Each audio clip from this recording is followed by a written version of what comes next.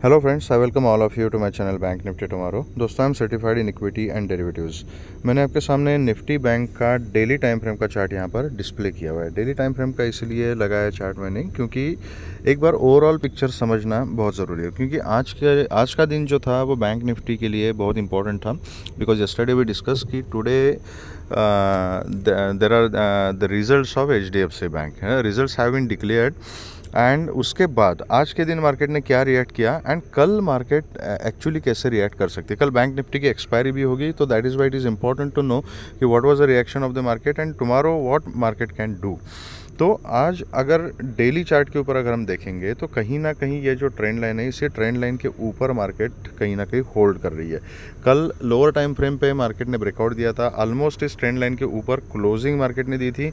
आज उसके ऊपर कंटिन्यूस जाने की कोशिश की, लेकिन फिर से यहाँ से सेलिंग प्रेशर आ गया एंड ये आज के दिन की जो कैंडल है, एक डोजी टाइप की कैंडल यहाँ पर बन चुकी है। ठीक है, नाउ इसका कनोटेशन क्या है कि अगर ये फिर से इसके नीचे मतलब 48,080 के नीचे अगर ट्रेड करना शुरू कर दिया and 48,000 is a ultimate support, आज का जो लो है, आज का लो, ठीक है, उसके नीचे अगर ट्रेड करना शुरू कर दिया तो फिर 47,880 900 का जोन, उसके नीचे फिर 700 600 ये रास्ता जो है वो ओपन हो जाएगा।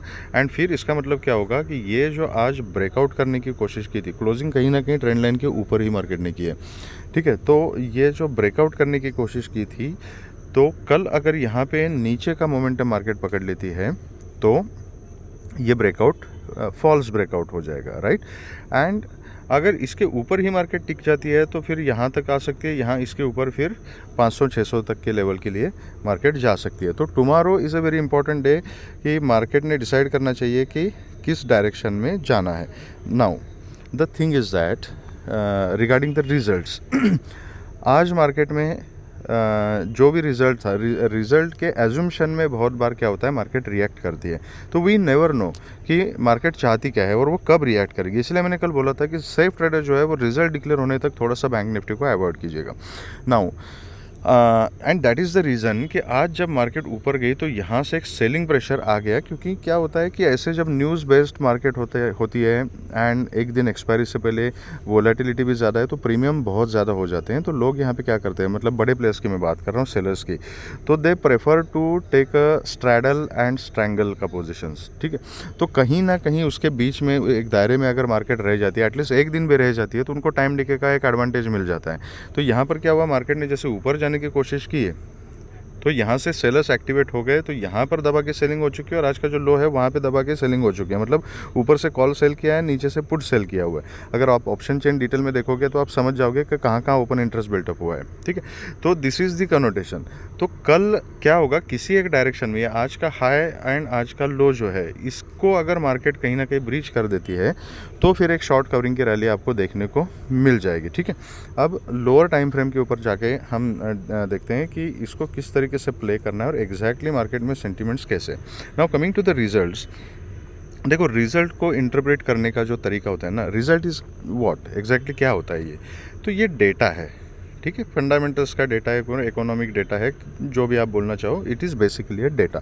Now data is crystal clear, it is in black and white. However data को इंटरप्रेट करने का जो पर्सपेक्टिव होता है, जो परसेप्शन होता है, वो हर एक का अलग अलग होता है। जैसे चार्ट सबके लिए सेम है, ये एक इंपॉर्टेंट पॉइंट है, just try to understand that. तो न्यूज़ बेस्ड मार्केट जो होता है, वो चाहे रिजल्ट हो और भी कोई न्यूज़ हो, तो आपका इसमें कन्फ्यूजन नहीं होगा कि how to determine the market psychology, क्योंकि चार्ट सबके लिए सेम होता है, राइट। लेकिन चार्ट के ऊपर मुझे कोई पैटर्न दिखेगा, मैं वहाँ पे सेल की अपॉर्चुनिटी देखूंगा, किसी और को और कोई पैटर्न दिखेगा तो वो क्या करेगा, वो यहाँ पे बाइंग की अपॉर्चुनिटी देखेगा। तो किसी को हेड एंड शोल्डर दिखेगा, मैं वहाँ पे कहीं ना कहीं डबल टॉप देखूंगा, किसी को डबल बॉटम दिखेगा। तो इंटरप्रेट करने का तरीका हर एक का अलग अलग होता है, लेकिन चार्ट सबके लिए सेम है। मैं हॉरिजॉन्टल सपोर्ट देखूंगा, कोई होगा वो ट्रेंड लाइन के सपोर्ट को, ट्रेंडिंग सपोर्ट को ज़्यादा इंपॉर्टेंस देगा, ट्रेंडिंग रेजिस्टेंस को ज़्यादा इंपॉर्टेंस देगा। तो ये हर एक के अलग अलग तरीके होते हैं एंड मार्केट में हर एक का तरीका अगर सही ढंग से सेटअप के ऊपर काम करे, सेटअप के साथ ऑनेस्ट रहे, तो कोई भी गलत या सही नहीं होता। अगर आप सही एग्जीक्यूशन करोगे तो आपका जो सेटअप है वो आपके लिए सही है, बस आपकी डायरेक्शन में ट्रेड जानी चाहिए, राइट। तो सिमिलरली जो रिज़ल्ट का एनालिसिस करते हैं लोग, उसमें भी वही चीज़ है कि some people try to analyze the result on quarter basis, some people do it on year basis. तो इसमें डिफरेंस ऑफ ओपिनियन होता है, ठीक है। तो किसी को लगेगा कि नहीं यार उसका कुछ लॉजिक होगा, वो उसके लिए सही है कि ईयरली बेसिस पे ही हमने डेटा इंटरप्रेट करना चाहिए क्योंकि ये रिजल्ट्स है। कोई बोलेगा कि क्वार्टरली बेसिस पे करना चाहिए क्योंकि हर क्वार्टर में परफॉर्मेंस अलग अलग हो जाता है, तो दैट इज़ वेरी इंपॉर्टेंट। तो ऐसे मिक्स ओपिनियंस होते हैं, हर एक आदमी अपने अपने तरीके से उसको इंटरप्रेट करने की कोशिश करता है, and that is Y still it is a data and data is same for everybody. There is a mix of opinion in the market, right. And that is the reason कि जिसको लगेगा कि market positive मतलब result positive है, बहुत ज़्यादा optimistic अगर वो रिज़ल्ट के बारे में सोच रहा है, तो वो क्या करेगा, पुट सेल करके बैठ जाएगा। कोई सोचेगा कि नहीं यार ये रिज़ल्ट इतना कुछ खास नहीं है, क्वार्टरली बेसिस पे मैंने देखा इतना कुछ खास नहीं है, तो वो कॉल सेल करके बैठेगा। अगर सेफली काम करना है तो ऐसा प्लेयर क्या करेगा, वो कुछ स्ट्रैडल या स्ट्रैंगल डिप्लॉय करके बैठेगा कि किसी भी डायरेक्शन में मार्केट चले जाए मुझे कुछ ना कुछ तो मिलेगा ही, ठीक है। तो अलग अलग स्ट्रैटेजीज होती है लोगों की, and that is the reason कि मार्केट एग्जैक्टली कैसे रिएक्ट करेगा वो तो मार्केट ही बता सकता है।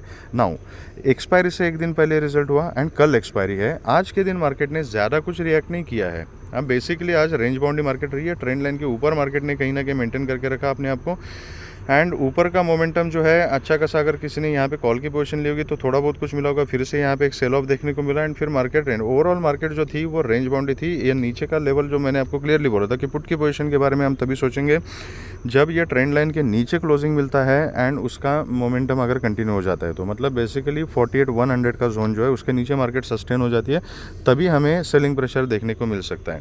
एंड ऊपर के लेवल हमने डिसाइड किए थे, लेकिन बेसिकली यहाँ खुल के मार्केट यहाँ 200-300 पॉइंट के बीच में ही रेंज बाउंड रही। इसका मतलब क्या है कि रिजल्ट डिक्लेयर होने से पहले मार्केट ने कुछ रिएक्ट करना प्रेफर नहीं किया, तो जस्ट बिकॉज टाइम डिके के कुछ नंबर्स मिल जाएंगे, पॉइंट्स मिल जाएंगे, ये सोच के बहुत सारे लोगों ने क्या है, दोनों तरफ से कॉल राइटिंग करके रखी है, मतलब call writing and put writing, basically writing करके रखी है, राइट। एंड आज के दिन मार्केट को रेंज बाउंड रखा। अब कल ये मार्केट कहीं पर भी खुल जाए, थोड़ा सा ऊपर नीचे भी अगर खुल जाए, तो भी कुछ ना कुछ तो टाइम डिके के जो पॉइंट्स है उतना तो प्रॉफिट ये सेलर्स अपने जेब में डालेंगे, ठीक है। नाउ अब इसको कल के लिए कैसे इंटरप्रेट करना है और इसको अपनी स्ट्रैटेजी में कैसे बदलना है, ठीक है।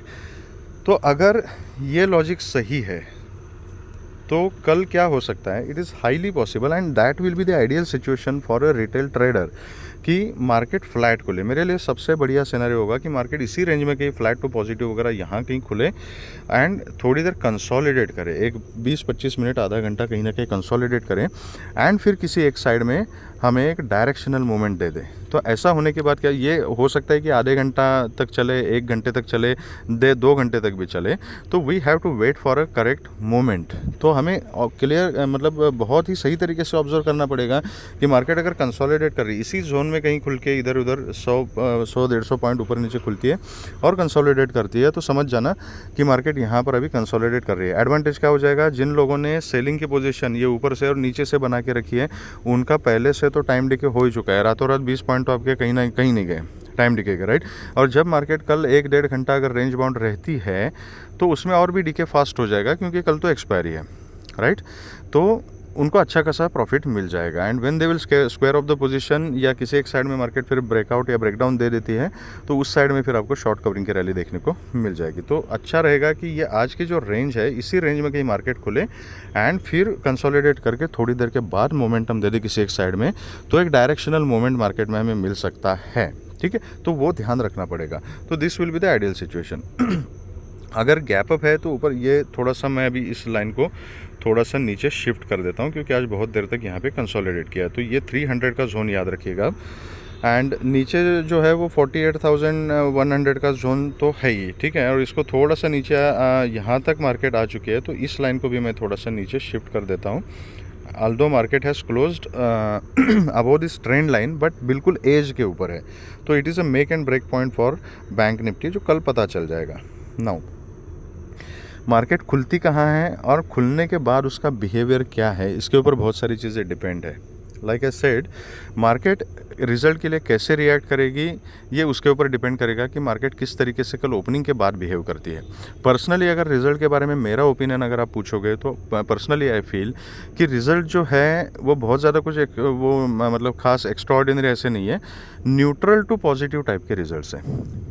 बुरे तो है नहीं, कुछ नेगेटिविटी है नहीं रिजल्ट में, बट न्यूट्रल टू पॉजिटिव है। तो मार्केट ने आज सही रिएक्ट किया, कल भी हो सकता है कि एक डायरेक्शनल मोमेंट हमें मिल जाए अगर उसको पॉजिटिव काउंट करते हैं तो। क्या पॉजिटिव काउंट करने के लिए रीजंस बहुत सारे हैं, अगर आप रिजल्ट को इंटरप्रेट करोगे तो नेगेटिविटी एज सच कुछ रिजल्ट में है नहीं, तो ठीक ठाक रिजल्ट्स है HDFC के। तो अगर इसी जोन में आती है कहीं ना कहीं ये 300 को अगर ब्रेक करती है मार्केट, तो ऊपर फिर हमें 500 630 तक के भी टारगेट्स मिल सकते हैं।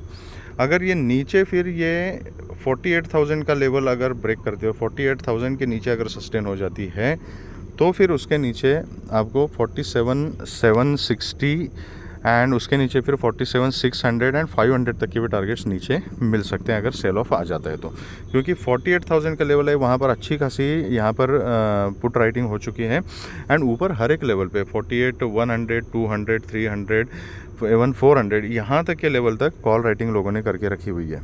ओके, तो जब ये ऊपर की तरफ मार्केट ब्रेकआउट देना शुरू करेगी तब शॉर्ट कवरिंग की रैली आराम से हमें मिल सकती है। ठीक है, अगर मार्केट यहीं पे खुलती है कहीं ना कहीं गैप अप एंड 300 के आसपास, यहाँ पे प्राइस एक्शन देखना पड़ेगा। तो बेसिकली इस रेंज में जब तक मार्केट है ना, तब तक बहुत ही सोच समझ के काम करना है। पर्सनली मैं थोड़ा सा अवॉइड करूँगा, बहुत सारी चीज़ें देखनी पड़ेंगी कि वोलेटिलिटी कितनी है, किस तरीके से पैटर्न बन रहा है, किस तरीके से प्राइस एक्शन बन रहा है। बट 48,000 से 48,300 ये बड़ी रेंज है एक्चुअली। इस रेंज के अंदर अगर प्ले करना है तो बहुत ही स्ट्रिक्ट स्टॉप लॉस के साथ और बहुत ही कम क्वांटिटी में हम प्ले कर सकते हैं कि मार्केट अगर यहाँ पे मिली कहीं, यहाँ से अगर सपोर्ट लेती है तो छोटी क्वांटिटी में मैं कॉल ले सकता हूँ। अगर मार्केट कहीं ना कहीं गैप अप खुलती है और यहीं कहीं रिजेक्शन लेती है तो बहुत ही छोटी क्वांटिटी में मैं पुट ले सकता हूँ, और इसको जब भी ब्रेकआउट दे देगी तो immediately I can convert my position, तब तक मैं इस रेंज को प्ले कर सकता हूँ। तो अगर आपको ये 300 पॉइंट के रेंज में अगर प्ले करना है तो उस हिसाब से अपना सेटअप बना के रिस्क मैनेज करना पड़ेगा एंड क्वांटिटी मैनेज करनी पड़ेगी। That is one thing. ऊपर की तरफ मैंने बता दिया 300 के ऊपर अगर चली जाती है तो फिर 430, 530 एंड 630 तक के टारगेट ऊपर मिल सकते हैं, और नीचे फिर 47, 880, 900 का जोन, उसके नीचे 730, 750 और उसके नीचे 630 एंड 500 तक के टारगेट नीचे की तरफ मिल सकते हैं। तो चाहे मार्केट कहीं पर भी खुले, ये these levels will remain same. तो अकॉर्डिंगली वी कैन ट्रेड। जो सेफ ट्रेडर्स है वो नेक्स्ट एक्सपायरी में काम कर सकते हैं। करंट एक्सपायरी में अगर काम करना है तो you have to be very very cautious and quick while executing the trade. Okay, this is about bank Nifty. ठीक है, अब देखते हैं कि निफ्टी में किस तरीके से पैटर्न बन रहा है, निफ्टी ने क्या कर रहा है। तो निफ्टी का भी मैं एक बार थोड़ा सा डेली चार्ट के ऊपर लेके चलता हूँ आपको। तो लेट्स सी कि एग्जैक्टली क्या कर रहा है। तो निफ्टी ने देखो, जो हमने लेवल्स कल मार्क करके रखे थे ना, उसके बीच में ही कहीं ना कहीं है। आज कल हाई जो है, कल का हाई ब्रेक करने की कोशिश की लेकिन कर नहीं पाई, एंड कल का लो भी ब्रेक नहीं हुआ, तो कहीं ना कहीं इसके बीच में ही मार्केट है। तो आज के कैंडल का हाई और लो ये दोनों का ऑलमोस्ट बराबर ही है। तो ये रेंज इज़ वेरी इंपॉर्टेंट, तकरीबन 100-120 पॉइंट्स की जो है वो रेंज है। तो इसके बीच में जिस साइड में इस रेंज को ब्रेक करेगी निफ्टी, उस साइड में एक अच्छा खासा मोमेंटम हमें मिल सकता है। ठीक है, तो अभी यहाँ पर किस तरीके से काम करना है। तो निफ्टी में मैंने बोला था कि बेसिकली ये जो रेंज है, इस रेंज को मैं अवॉइड करना प्रेफर करूँगा, क्योंकि इस रेंज के बीच में मार्केट किस तरीके से काम करेगी वो हमें समझ में नहीं आएगा। टाइम डिके का फालतू में लॉस हो सकता है यहाँ पे। तो मार्केट ने क्या किया, जो नीचे का लेवल था यहीं से एक सपोर्ट लेके यहाँ से एक धीरे धीरे मोमेंटम बनाना शुरू कर दिया, लेकिन 22,120 का जो जोन था इसको ब्रेक नहीं कर पाई, वहाँ से एक सेल ऑफ देखने को मिला। एंड जो ये 2220 का जो जोन था, 2220 को ब्रेकडाउन देने की कोशिश की, फिर से एक हैमर बनाए यहाँ पे, तो this was a false breakdown, और यहाँ से फिर ऊपर उठी एंड क्लोजिंग कहाँ दिया 2231। तो बेसिकली अभी तक मार्केट ये रेंज बाउंड ही है। तो 22,000 से लेके 120 का जो रेंज है, 120 पॉइंट का रेंज, सेम केस है। इस रेंज के बीच में अगर आपको ट्रेड करना है तो अकॉर्डिंगली रिस्क को मैनेज करते हुए छोटी क्वांटिटी में आप कर सकते हो। मैं पर्सनली इस रेंज को अवॉइड करना ही प्रेफर करूँगा, लेकिन अगर छोटी मोटी क्वांटिटी में एक आधा ट्रेड लेना है तो it has to be managed accordingly. ऊपर अगर ये 120 का जोन अगर मार्केट ब्रेक कर देती है गैप अप खुल के या कैसे भी खुल, थोड़ी सी पॉजिटिव टू गैप अप खुल के यहाँ से आके, या बहुत ज़्यादा गैप अप खुलती है यहीं कहीं कंसोलिडेट करके अगर ये 120 को ब्रेक कर देती है तो फिर ऊपर हमें 20 टू 150, 180 एंड 230 तक के टारगेट्स हमें ऊपर की तरफ मिल सकते हैं। नीचे का जहाँ तक सवाल है ये 20 टू 20 का जो जोन है ना, 22,000 से लेके 20 टू 20, ये 20 पॉइंट्स का जोन जो है that is a very important zone for me. जब 22,000 के नीचे मार्केट क्लोजिंग देगी और सस्टेन करेगी तो एक नीचे का मोमेंटम मिल सकता है। तो 21,900 तक के टारगेट जो है 930 एंड 900 तक के टारगेट्स हमें नीचे मिल सकते हैं। जब तक ये 22,000 के ऊपर हैं तब तक मैं बाइंग के बारे में सोचूंगा, पुट के बारे में मैं नहीं सोचूंगा, ठीक है। बहुत ज़्यादा गैप अप भी अगर होती है तो इसका मतलब है कि पॉजिटिविटी ज़्यादा है, तो एटलीस्ट कल के दिन बहुत ज़्यादा गैप अप अगर खुलती है तो शॉर्ट पोजीशन लेना थोड़ा सा अवॉइड कीजिए। अगर लेनी भी है तो then let the pattern confirm. खुलते के साथ फिर जस्ट बिकॉज गैप अप खुली और यहाँ पर भी रिजेक्शन लिया तो यहाँ कहीं खुलती है तो खुलते के साथ पुट मत लेना। पता चले कि थोड़ा सा नीचे आ गई और यहाँ से डिप मार के फिर ये ऊपर का मोमेंटम कंटिन्यू किया तो यहाँ पर ट्रैपिंग हो सकती है। तो then we have to wait कि अगर यहाँ पर मार्केट खुलती है, यहाँ से थोड़ा डिप लेती है, फिर नीचे आती है और फिर ये ऐसा इस टाइप का कुछ डबल टॉप वगैरह बनाती है तो कंफर्मेशन के बाद फिर पुट की पोजीशन ली जा सकती है। सबसे इंपॉर्टेंट है कि क्वांटिटी कम रखिएगा and work with this stop loss, because market is supreme. कौन सी चीज़ पे मार्केट कैसे रिएक्ट करेगी वो हमें नहीं पता। हम सिर्फ एक प्रेडिक्शन कर सकते हैं based on some technical data displayed on the chart, right. तो हम कोई एस्ट्रोलॉजर नहीं है and we can not be perfect about the behaviour of the market, क्योंकि मार्केट सुप्रीम होती है, वही डिसाइड करेगी कि कल क्या करना है, वो हमें नहीं पता। तो वेट फॉर द कंफर्मेशन, और जब when you are very sure कि मैक्सिमम प्रोबेबिलिटी है मेरे डायरेक्शन में ट्रेड जाने की, ऐसा सेटअप मिलता है तो वहाँ पर फिर क्वांटिटी को मैनेज करते हुए सही ट्रेड लेना है and that is also with a very strict stop loss. तो इतना अगर डिसिप्लिन फॉलो करोगे तो you there is a maximum chance that your trade will and up with good profit.